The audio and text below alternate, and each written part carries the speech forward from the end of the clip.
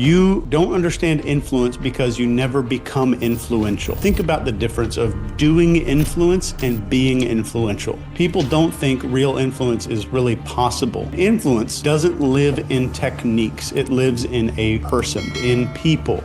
And this is why most people fail. Most people think they know what influence is. They think it is persuading a person, a technique of some sort, some kind of cool tactic that they write in a notebook and they memorize. We're shifting and sometimes breaking a person's reality. And most of the time they don't know it's us that's doing it.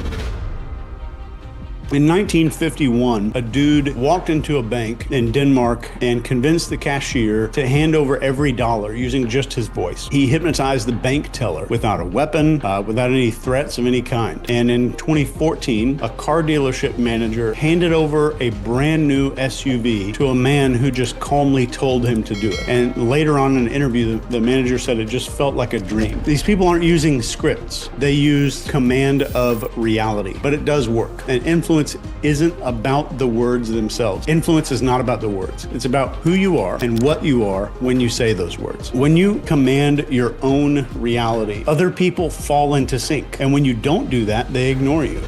Let's talk about perception. Perception is more important than power. The lens that you see people through is what determines and builds your personal influence. If you've read the ops manual, you might have understood that there are 4 lenses of behavior, but there are 5. Lens number 1 is people are broken. And in this lens, everything is some kind of pathology. And lens number 2 is people are different. Everything becomes a personality test or some kind of a label. It's an ego battle. Lens 3 is people are facts. And this is good because there's a lot less emotion. You don't get pissed off about the crap people do that usually pisses you off. But in this, people are data. They're traits. And it's kind of more cold observations. Then we get to the 4th lens, and this is seeing people as reasons. So we get good at profiling behavior and understanding people's behavior. We start seeing the fuel, the wounded part of that person behind the crazy stuff that we might be seeing. And then the lens number 5 is people are reflections. Every single person that you meet mirrors you. Their screwed upness is your screwed upness. Their brilliance is also your brilliance. And understanding these 5 lenses is not going to help you. Not 1% going to help you. Memorizing all of these 5 things is not going to change you. They have to become your everyday operating system. It has to become your worldview. And until it becomes your worldview, you will not become powerful in the way that you want to be. This is not about influence or anything else. It's about mastering yourself. It's getting to that 5th level. Even the 4th level is fantastic. Until you do that, you're still looking at humans as objects. And that's not influence. That is insecurity wearing a costume. So let me tell you one thing here that I sincerely see way too often. People think influence is about what you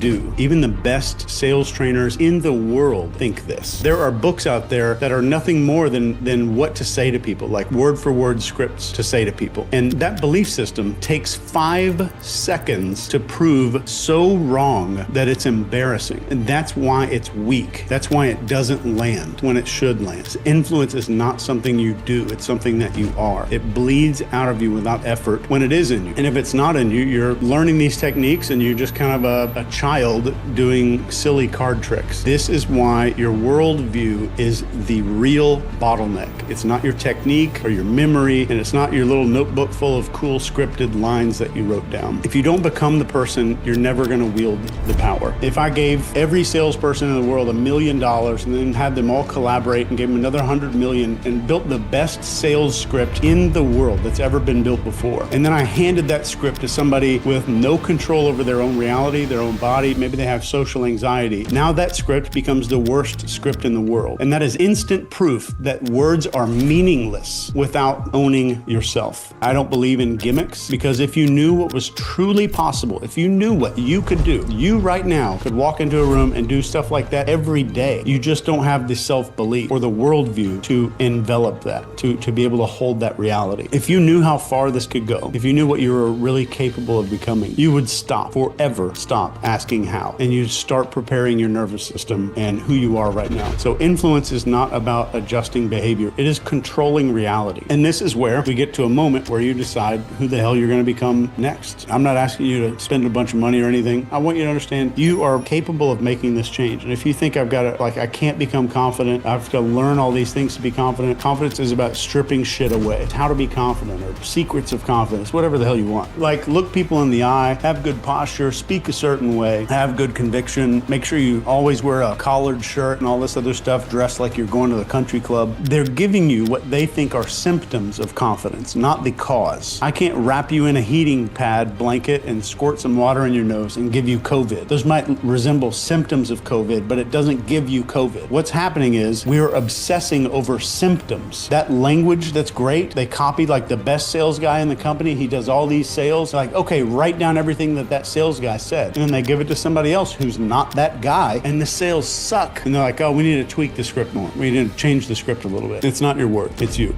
The good news is you don't have to learn a whole bunch of shit. You don't have to go spend a week on a mountain in Tibet somewhere on a silent retreat, which would probably be cool. You just have to remember and let go. There's things you have to remember to be confident, and there's things you just got to drop and let go of. That's all it is. Once you get to that little mountaintop, it's 10 times easier than you think it is to do all of this stuff that looks like magic. It's very easy.